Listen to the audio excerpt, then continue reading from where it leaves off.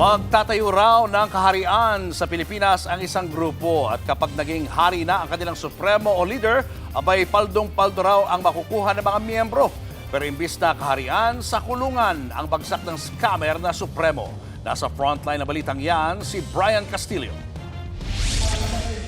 Bigla na lang pinasok ng mga pulis ang covered court sa Santa Rosa, Laguna. Huwag pong magkakalo. Dahan-dahan lang po.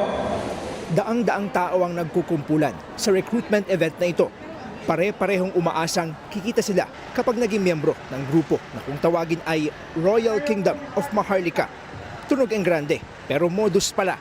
Ang scam nila, yayaman ka raw kapag sumama ka sa kanilang itatayong kaharian. Pero para maging member, dapat bumili ka ng membership cards na nagkakahalaga ng 150 pesos hanggang 5,000 pesos. Ang pangako pa ng Royal Kingdom of Maharlika, posible ka raw kumita ng hanggang 5 million pesos. Kung kailan, abay sa takdang panahon daw. Makukuha mo lang daw ang iyong parte sa kayamanan ng kaharian kapag naging hari na ng Pilipinas ang leader ng kanilang grupo. Pero imbes na sa trono, umupo ang tinuturing nilang mahal na supremo sa kulungan. Diyan ang bagsak niya bilang pasimuno ng scam. Naaresto rin ang 14 pang opisyal ng bogus na kingdom.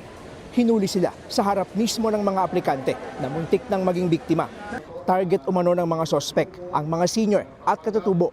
At dahil online ang galawan nila, posibleng may OFW din daw na nadamay. Hindi pa namin ma-account yung dami ng pera na collection niya. But ito po ay marami ng grupo kasi Luzon, Visayas, Mindanao na. Sa ngayon, nakasuhan na ang grupo ng paglabag sa Securities Regulation Code na may kaugnayan sa Cybercrime Prevention Act. Sinusubukan pa naming kunin ang panig ng mga sospek. Nagbabalita mula sa frontline. Brian Castillo, News 5. Mga kapatid, Julius Babaw po.